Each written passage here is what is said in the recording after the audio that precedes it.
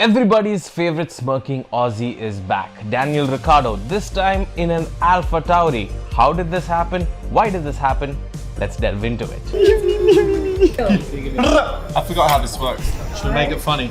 Daniel Ricciardo is one of those rare drivers that everybody loves. He's fun, he's charming, he's goofy, but behind that goofy avatar is a serious racing driver. In his career, Daniel Ricciardo has won 8 races and finished on the podium 32 times.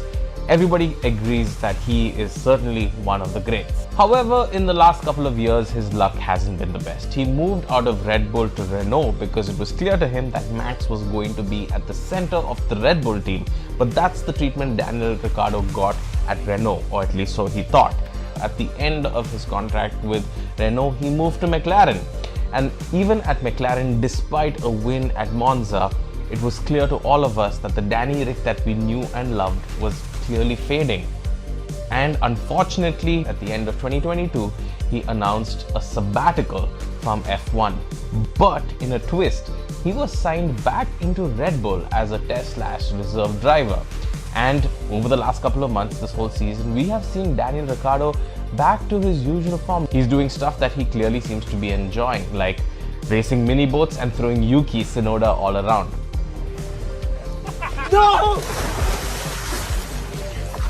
He, however, has been very hard at work pumping long hours in the simulator, and a well-timed tyre test at Silverstone impressed Christian Horner so much that he picked up the phone and immediately called up Dr. Helmut Marko, and within an hour it was reported that the Honey Badger got the Alpha Tauri seat. It's one of those ones, like the very first lap, I was like, oh, this is fast.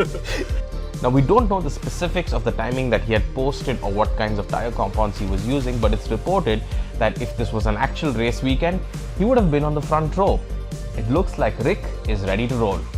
Yeah, I've been sitting on that one for a while. Now, coming to the driver he's replacing, Nyck de Vries. Before we go about dismissing him for his performance, let's not forget that Nyck de Vries is an extremely capable and accomplished driver.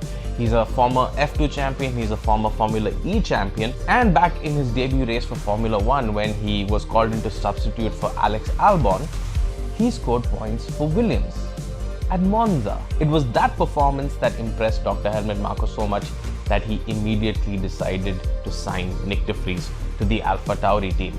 And even to get to F1, you have to be the top 1% of the 1% of all the drivers in the world. You have to be the best. So there's no taking away from the fact that Nyck is an amazing driver. But at the end of the day, it seems like he has not met Red Bull Racing's expectations. And like many others before him, he has received the axe. F1 is certainly a cutthroat sport, and Red Bull Racing is arguably the most cutthroat of all teams. They have been ruthless in cutting off drivers that have not met their performance standards, and it seems like this formula has clearly worked for them, with Max currently leading the charge with the RB19 in unbelievable form. However, this means that drivers can come under enormous pressure and not everyone can handle it. In order to give Daniel Ricciardo the seat, Red Bull Racing has snubbed Liam Lawson, another driver in their roster who, amongst other achievements, holds a record for being the first driver to win a Super Formula race on their debut. And if you want to know more about the Super Formula series, I do have a video on it. You can just scroll down on my feed and check it out. It's awesome to watch. I guess at this stage, Red Bull Racing feels like Daniel Ricciardo is the better suited candidate for the seat because of his experience and market value, and it has seemed to have worked. Everyone in the F1 paddock seems to be ecstatic that Daniel Ricciardo is back. But it's easy to forget at what cost.